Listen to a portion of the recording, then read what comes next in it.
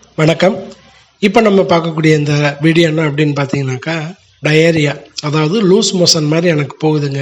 திடீர்னு என்னன்னே தெரில, ரொம்ப மோசமான நிலைமையில போயிட்டே இருக்குது கண்டினியூஸாக அப்படின்றவங்களுக்கு சிம்பிளான ஒரு ரெமடி. இதுக்கு தேவையானது ஒரு 200 ml தண்ணி.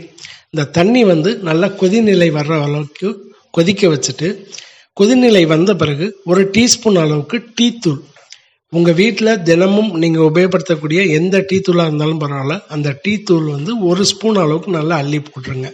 இந்த கொதிநிலை வந்த பிறகு அதை அள்ளி போட்டு ஒரு 2 நிமிஷம் நல்லா கொதிக்க விட்டுக்கிட்டே இருங்க. இப்போ கொதிக்க விட்ட பிறகு, ஏன்னா சர்க்கரை இல்லாமல் இதை நம்ம குடிக்க முடியாது, ஒரே ஒரு டீஸ்பூன் சர்க்கரை சேர்த்துக்கோங்க. அதிகமாக சர்க்கரை சேர்க்கக்கூடாது. ஒரே ஒரு டீஸ்பூன் சர்க்கரை சேர்த்துட்டிங்கனாக்கா, சேர்த்து அது இன்னும் ஒரு 2 நிமிஷம் கொதிக்க வச்சுட்டிங்கனாக்கா நமக்கு கிட்டத்தட்ட ஓரளவுக்கு பாதியாக குறைஞ்சிரும். ஒரு 200 ml தண்ணி 100 ml அளவுக்கு மாறிடும். அப்படி மாறின பிறகு அந்த கஷாயம் மாதிரி ரெடி ஆயிரும்.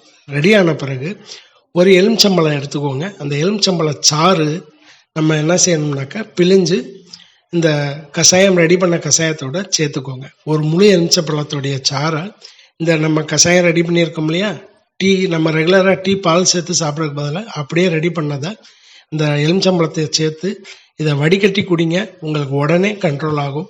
எனக்கு 1 மணி நேரத்திலே பல முறை போன மாதிரி தெரியுது அப்படின்றவங்க இதை ஒரு அரை மணி நேரத்துக்கு ஒரு முறை, ஒரு 2 முறை எடுத்துக்கும் போதே நல்ல மாற்றம் கிடைக்கும். நீங்கள் உடனே உங்களுக்கு மோஷன் கண்ட்ரோல் ஆகிறத நீங்கள் பார்க்கலாம். முயற்சி பண்ணி பாருங்கள். வணக்கம்.